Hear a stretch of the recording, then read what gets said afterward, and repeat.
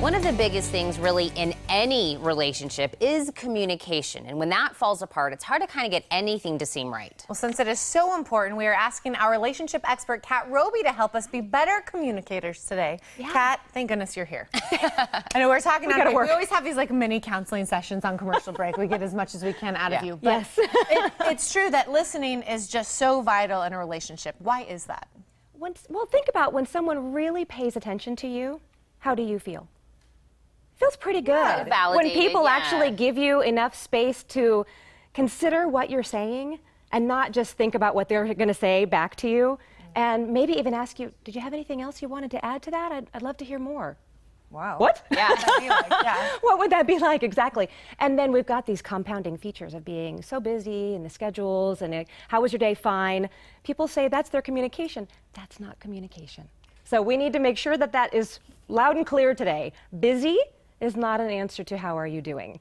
Well, and I know you mentioned a little bit about kind of you're thinking about what's the next thing you're going to say when somebody else is speaking. Is that one of the things that kind of makes it hard for us to really listen? Yeah, one of many, right? Yeah. We're already distracted by stuff. We might be thinking that we're multitasking, which is a myth. If you want to listen to someone, look at them. Look at their eyes. Put your phone down. Recognize that you're just giving short, choppy answers. Recognize that you are focused on the next piece of what you're considering the debate to be. So I'm going to make my point. So you really aren't listening anymore as soon as you're focused on what you're going to say in return. Yep. And we all do that. Yeah. And I think mostly that's because we're nervous that we're not going to get the chance to say our piece.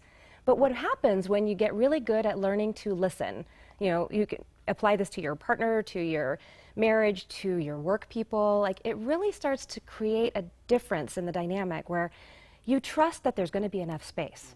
You trust that you're going to remember that important thing that you want to add to the conversation. It's like you're learning to calm down the anxiety that's all riled up thinking, I'm going to need to say something or you're going to think I agree with you or whatever.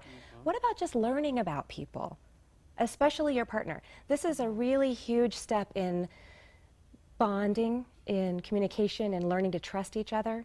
Like, and it also feels a little weird sometimes. So if you say, tell me more about that to your partner, they might go, what's the matter with you? Yeah. You say, you know, I'm really just trying this out. I kind of want to spend a different kind of time together when we have time. Because we all have the same 24 hours in the day, right? So using 5 extra minutes to say, hey, tell me about your day.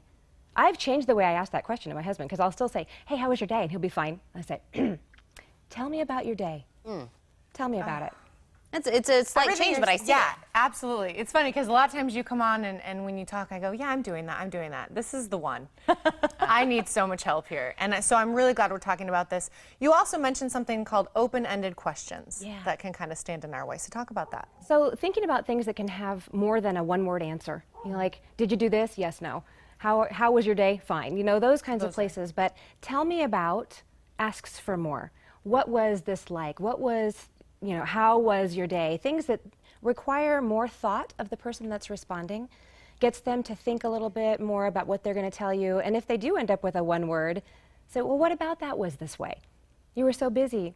What'd you do? What was going on? Like really being able to follow that all the way through, because what your goal is to have more time, more communication, more connection. And you want it to be with the spotlight on that person. And like I said, it might feel funny in the beginning, but it truly is a great skill to get good at because it does so many things. It brings you closer, it shows respect, it builds trust, and it helps you as the person creating the space learn that you don't have to have all that anxiety and charge. And like I said, you'll get a chance to say your piece. And if, for example, you start this and you keep waiting for, when's he gonna be the listener? When's my chance?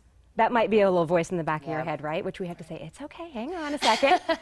But you might even be able to say, are you all done? I want to hear about it. And okay, well, can I tell you about my day? There was some stuff that I was really challenged by today.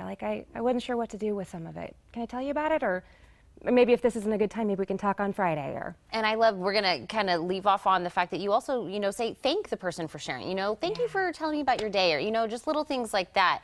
But we were, like you said, we were talking during the commercial break. This is just scratching the surface of so much that we could talk about with communication, but we have some good skills to start out with, Kat. That's why we always have you on. So thank you so hard much. work. Implement these things. And for even more relationship advice, call Kat Robey at 906-3392 or go online to robeycounseling.com.